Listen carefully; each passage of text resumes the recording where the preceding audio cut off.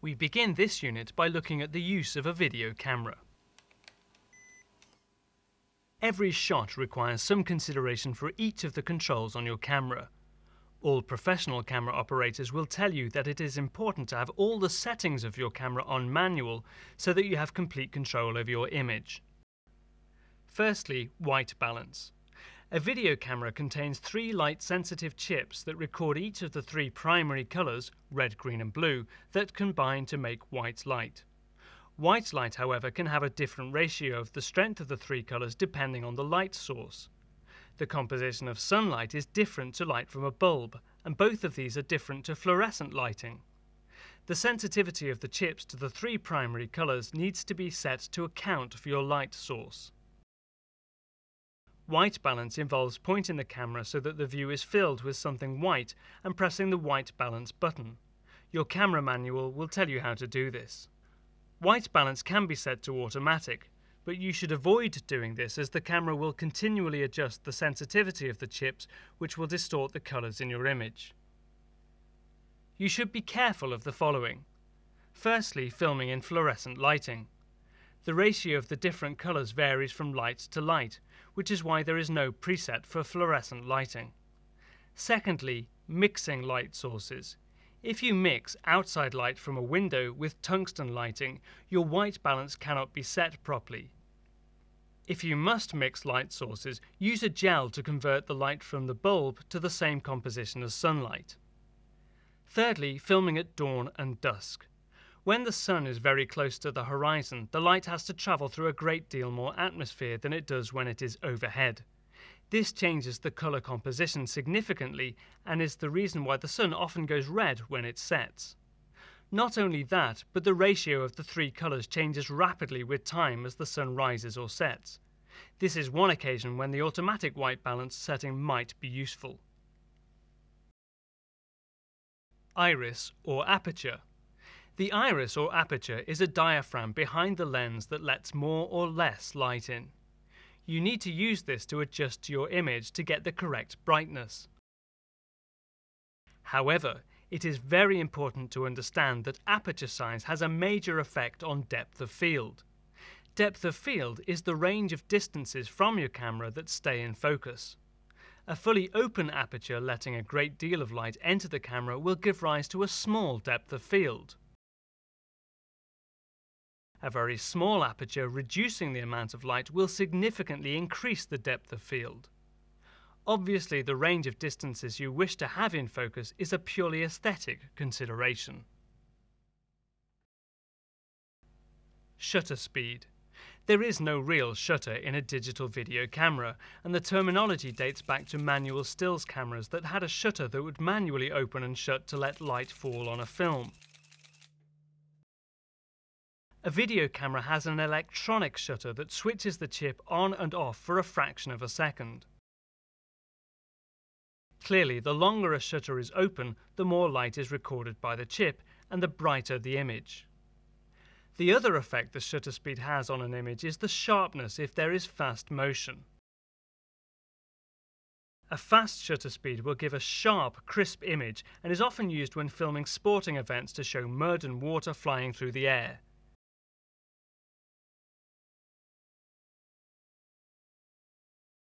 If you want natural-looking action, you should not use a shutter speed that is longer than a 50th of a second.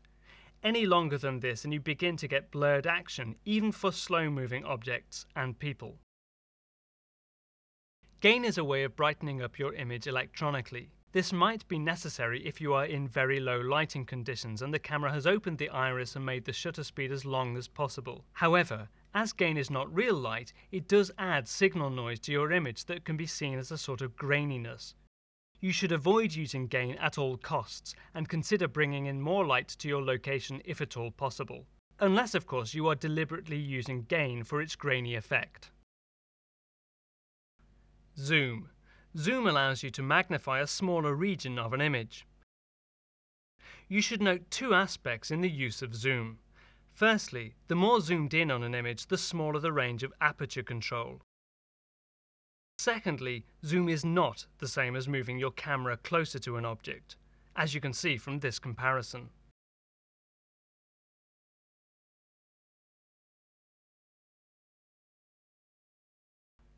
focus.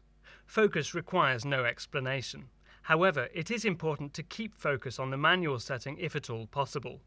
Focus on automatic can give rise to the camera focusing on the wrong object. The camera, after all, has no aesthetic view about your shot.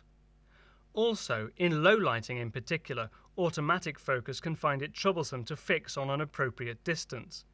Here you see the camera continually trying to adjust the focus, giving a very unsatisfactory result.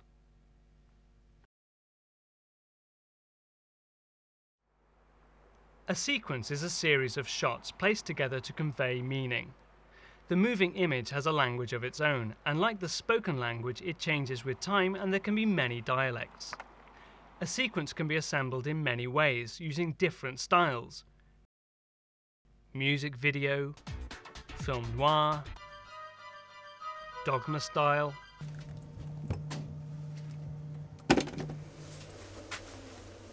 You should remember there can be no hard and fast rule about how to create a sequence. For example, jump shots are popular and acceptable these days, unlike, say, 20 years ago. Perhaps the most important question to ask is, will my audience understand?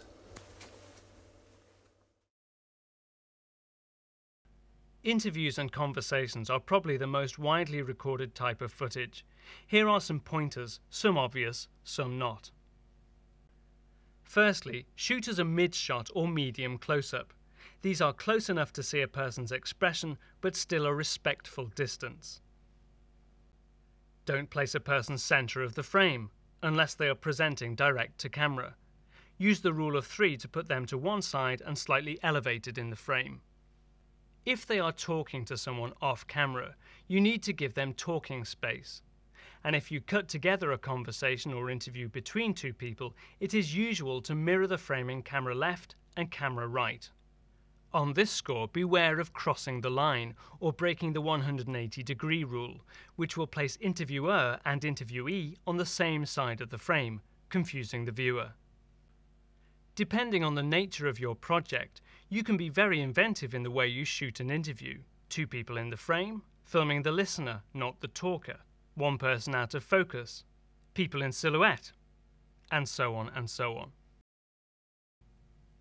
In the same way people need talking space, action needs action space.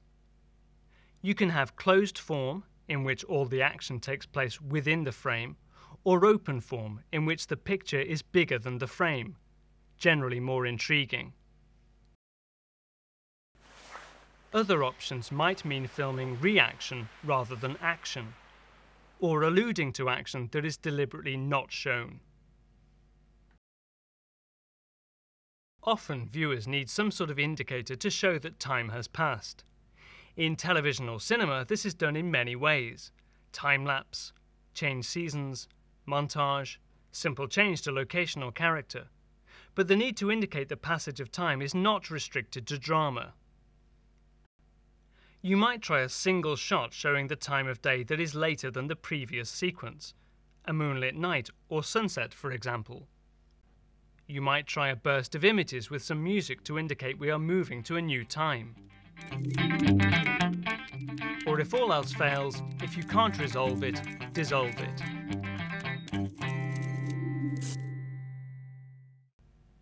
Voiceover can be used with any moving image that includes sound. You need to ask the purpose of your voiceover. There are 3 options. Firstly, the voiceover simply confirms the visuals. I felt like a cup of tea.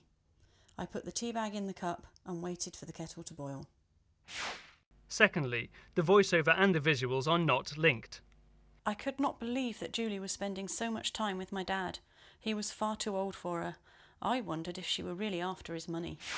And thirdly, the voiceover contrasts the visuals, giving counterpoint. I decided to poison my colleagues. I was fed up at the way they treated me, so I was going to treat them to an arsenic brew.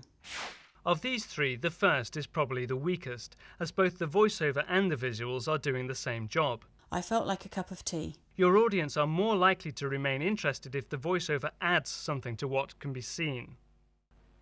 Unless you have a specific plan for the look and feel of your film, you are probably best keeping the majority of your shots simple. Overuse of fancy camera angles such as Dutch tilt will diminish the impact they have.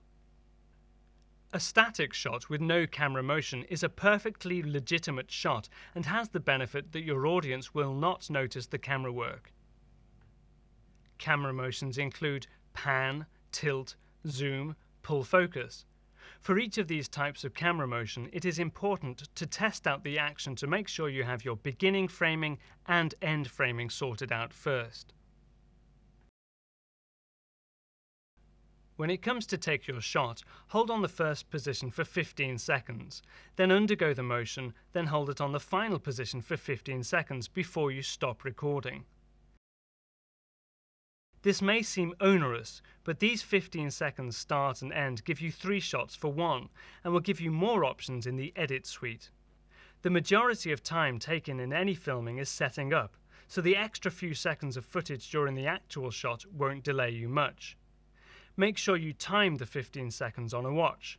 Time passes more quickly when you are busy, so if you simply count, you will probably misjudge. Of each of these types of camera motion, zoom is the most unnatural looking. The human eye pans, tilts, focuses, but it doesn't zoom. Unless you have a specific reason, it is best to move the camera during a shot rather than using the zoom. If your film is perfectly storyboarded, you will know exactly what shots you need to get in the can. If there is some part of your film that is unplanned, such as in a documentary, you're best getting as many cutaways or arty fill-in shots as possible. If you have a good eye, frankly, there can never be enough. Make your cutaways varied. Some wide shots, Dutch tilt, frame within a frame, but generally you need many more close-up shots than wide shots. Remember, the camera has the ability to show what cannot normally be seen, so be as inventive as you can. Other tips for interesting shots include high shutter speed to give sharp, crisp images for fast action, low shutter speed to give a blurry effect, high gain to deliberately degrade the image and make it grainy, incorrect white balance setting to give weird colors.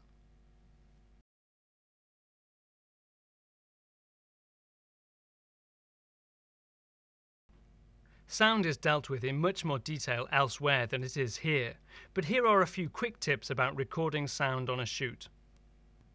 Firstly, never use the automatic gain control. Always set the recording level yourself. You want the sensitivity of the mic to be as high as possible without peaking. Get your microphones as close as you can to the source of the sound. It is the relative loudness of the source sound to the background sound that is important. Make sure the microphone is held firmly and that the cable is not tapping against something during recording. Only outer space is completely devoid of sound, so record a minute of silence in each location.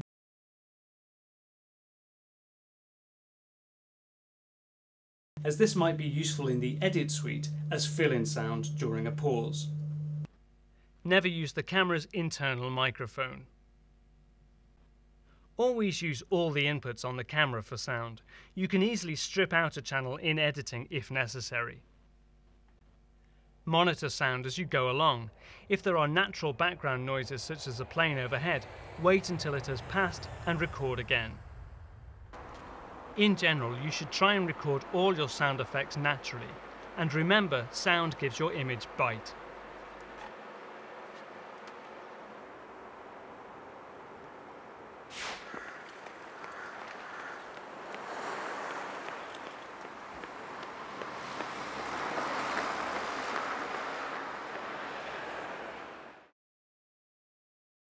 The power of modern-day software means that anyone can carry out very complicated effects on a home computer. Always remember that content is more important than the use of special effects, so overuse will not impress people. Simple special effects include speeding footage up and slowing it down. Slowed footage is not proper slow motion, as the computer makes an average image between the frames which can give some blurry artifacts. For proper slow-mo, you need a Varicam. You might want to remove an undesirable part of an image by replacing it with footage shot at a slightly different time. You might also need to correct colours to make it legal for broadcast. Most modern-day software has a filter that can be applied to the image to allow you to do this.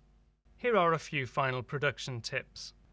If an interviewee is rather shy and perhaps not as forthcoming as you had hoped, try sitting well away, move the camera back and zoom in a little.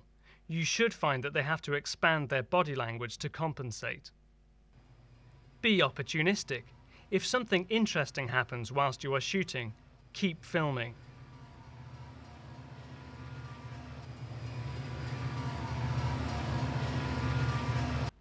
Plan ahead. Have a planning meeting. Make sure everyone has exactly the information they need, but no more, and make it concise.